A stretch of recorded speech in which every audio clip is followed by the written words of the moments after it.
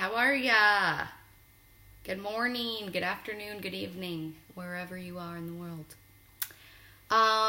It has been a stinking minute since I have recorded a video. I'm really terrible at doing these consistently, but thought I would hop on and do it real quick. The last video I posted, I just watched it, or part of it. I had just gotten back to Argentina from being in Spain. And now I just got back to Argentina from being in LA for the month for my sister's wedding. Or I've been here for almost a month, so it's been a while. But yeah, so it's been a long time. But I am officially here now with no trips planned outside of this country for a while. Or maybe outside of this country, but not back home for any particulars. So yes, I'm back in the same apartment that I was living in before I left. I ended up leaving a bunch of my stuff just in the closet here and locked it up, and nothing was stolen, so that's good. And just been enjoying feeling back in a routine and on kind of my own schedule. I'm realizing that the freedom that comes with moving somewhere new where you don't really know anyone, is pretty revolutionary. I just didn't realize how much that aspect would mean. And maybe it's because I was always the type of person that was on the go, and kind of had this fear of saying no to things and was just always busy. But the fact that I can just dive into my own routine here and I don't really have to I don't have much going on. I can have much going on, but I don't naturally just have a bunch of birthdays and events and trips and weddings and, I don't have a huge community here, nor do I have family here. So anyway, those obviously have their pluses and minuses, but just saying it's nice to be feeling a little bit free and alleviated of lots of activity. I have been having some really interesting conversations with people because while I was gone in August, there was a primary election happening here, and the results were very shocking. I think to the majority of people that are in my community here, and the economy took kind of a turn. So the peso went from being, I think it was around 40-ish when I left, to now 60 pesos to the US dollar. And that happened in a matter of one day. A Monday, people woke up and it was this is happening. And I didn't really feel the gravity of it because I wasn't in the country, which was strange. But my understanding is just that you can feel it, when you're walking around, when you're interacting with people, etc. And I just remember getting text messages that were our business is raising our prices, our business is closing down, things like that, which is just insane. But that's very normal here. It's maybe not that much of a jump, but being able to not predict what's going on the next day. I mean, I've talked about this a lot, but it's crazy to be considering this my home and having that happen. And I wasn't here, which is sort of strange, but I've been having a lot of conversations with people, and now more than ever, I'm getting asked why the hell I moved here. And how could you come here from the US where all of your dreams were coming true? Is sort of the sentiment when people ask. And I try to explain my reasoning, and every country has its proper problems, right? I mean, the US has its own things going on that are really different from the problems here. And I can never speak to the fact that I've been through an economic crisis that's as big as this one. I was still in school when the 2008 crash hit in in the States. And it was not nearly, as much, it didn't have as nearly as much of an effect on me as it did, say, my parents or other people. I think because I was just sort of like in school and kind of in my own world. But here now, I think if I was earning in pesos, I would be freaking out and things would just be really different.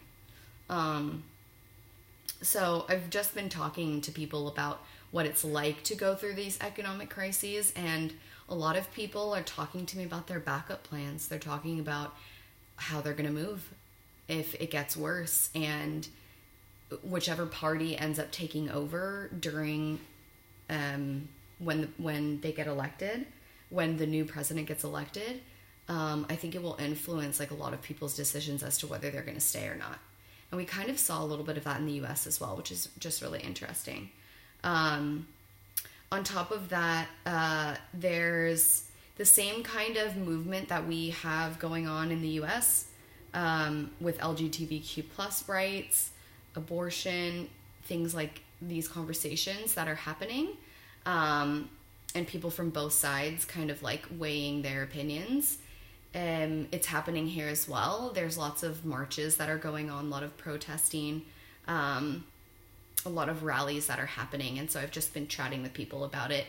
And it's interesting because here, the Spanish language naturally is a very masculine language. So if you wanted to say my friends and you were including women and men, this is traditionally how the language was, you would always use the masculine version of the word to represent an entire group despite how the group was made up.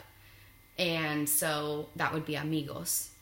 And now there's a new sort of movement happening with verbiage where it's changing to be amigues, Gues, which is supposed to be inclusive of everyone because it's not necessarily men or women, and it's not necessarily that it should be considered masculine when you have a group of mixed genders, or people who don't identify with any particular gender. So it's just like really interesting to hear about like the same versions of things that are happening in the US, but they're happening on like a different scale here, or just in their own like ways. So that's just been interesting to like learn about those sorts of things going on here. It was winter when I left, and then I went to summer in California, and then now we are heading into spring. My God, I'm tripping. Are we heading? Yeah, winter, spring. Oh my God.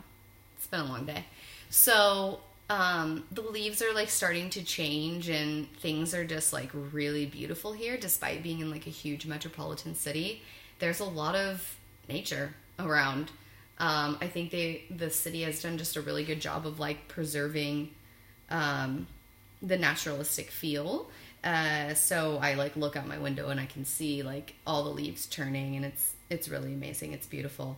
I don't know why, I think I just pay attention more here because I don't drive everywhere. A lot of the times I walk, and I don't know, I'm not as distracted as I am back home, maybe.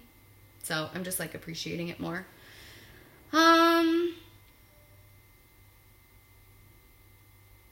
None of this stuff like really matters. It's sort of just things that I wrote a long time ago. I was getting really sick from, the food here and trying to figure out if it was bacteria. I was considering going to a like gastro doctor and like things like this. But I haven't been sick, thank Jesus, since I've been back. So I'm just hoping that sticks and that I don't get sick again, because that would just be shit. So I've been trying to just be really conscious of what I'm eating and where I'm purchasing things from, found better places to get things, and been sticking to that and like washing everything really well. And that seems to be making all the difference. So that's good. The sidewalks here are horrible. Like I had to buy like different shoes in the US and bring them back because I wasn't able to walk in like half of the shoes that I own. Like if you wear sandals here, your feet get like disgustingly dirty, and it's really hard to walk in like a heeled anything because the sidewalks are so unstable. And there's constantly like construction going on and like ways that people are trying to fix it, I'm sure. But I don't know if they just don't use the right materials, or I don't know. I'm not going to speak to any of that shit because I really don't know. But I've just noticed that like I'll see a kid like trying to ride a skateboard and I'm like, what are you actually doing? Because you're going to fall. Like there's just constant like cracks in the sidewalk and all sorts of stuff. So funny. If you come here, bring flat shoes. That's all I have to say. Let's see. Oh, I've also noticed that there's not really a lot of bike lanes, like even in crowded ass streets. There are to a certain extent, but like the way that the streets work here is that there are no stop signs. You go according to like the rules of the road, which is if traffic is coming from the right, they have the right of way. And if they don't, you just go because you're the one on the right. So like people just ride their bikes like that and like don't wear helmets, and it just scared me. It's just, I haven't seen a single person wear a helmet here. It's kind of crazy. I'm continuing to try to figure out how to buy stuff here. So in the last video, I talked about how it was so nice in the US that I could just go to Target and get whatever I need and go to like Albertsons or Vons or whatever and get literally anything you could possibly imagine. But here you have to go to specific places to get the good quality stuff that you would want. So there's a special place for vegetables and a special place for fruits and meat and all that kind of stuff. So they do have their own version of Amazon that I've been using lately, just to get like specific products that I wasn't able to find in a store. And then they have a Walmart here. It's really far away from where I live. So they have another store that's like similar to our version of Walmart. They have like a couple of those. So I've been going to those places more and trying to just like figure out kind of my routine of where I can go when I need something instead of exploring for it all the time. I prefer to just like know where to go.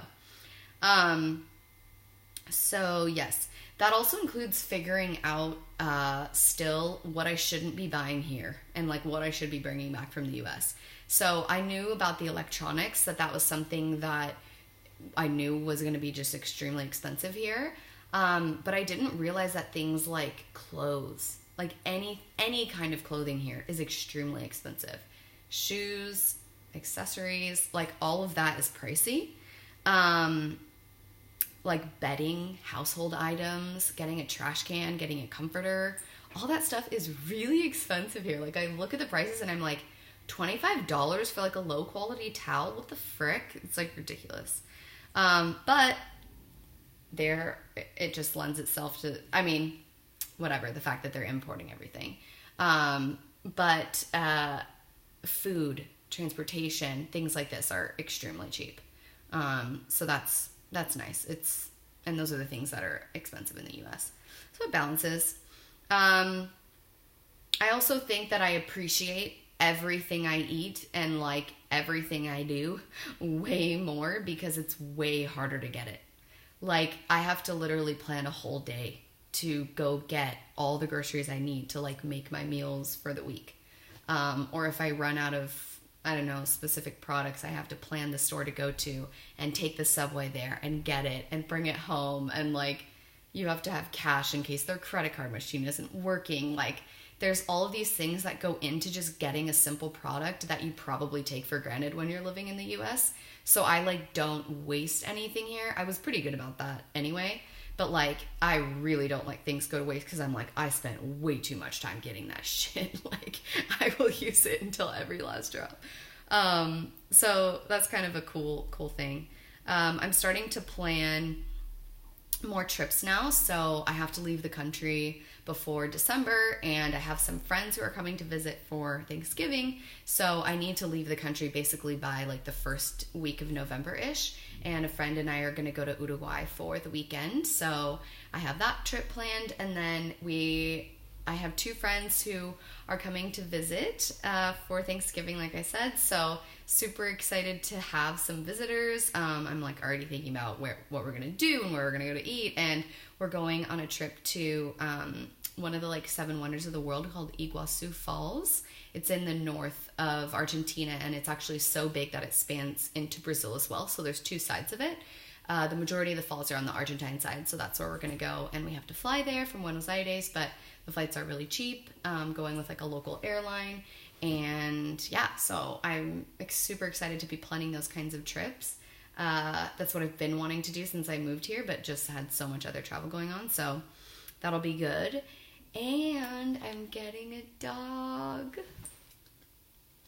This is applause for myself because no one's here.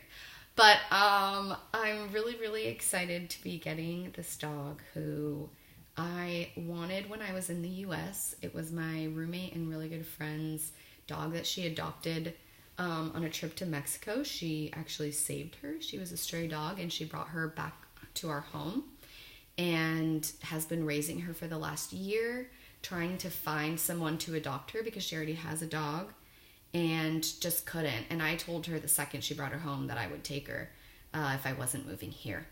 And I was just doing so much traveling before I moved that I wasn't going to be able to. And that is the friend who's coming, one of the friends who's coming to visit at the end of November, and she's going to bring her. So I get to get my doggie that I've wanted. And I'm super stoked.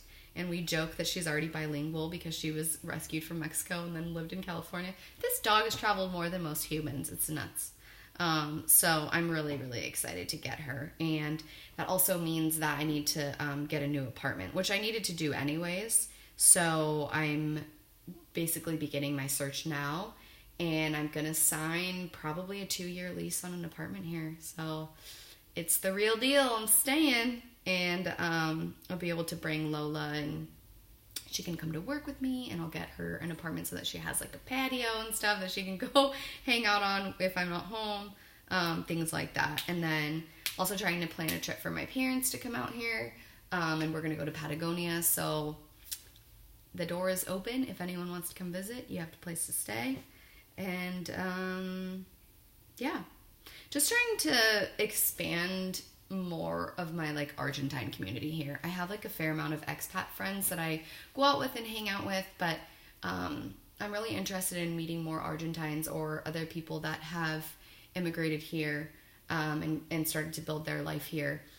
So I've been going to work events and been going to like events outside the city to sort of see what's called Provincia, which is the area outside of Buenos Aires. It's still considered Buenos Aires, but it's not what they call the like main city.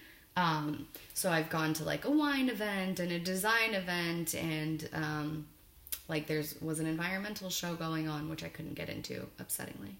But yeah, just been trying to find more opportunities, I guess, to connect with more Argentine folks, and really trying to practice my Spanish.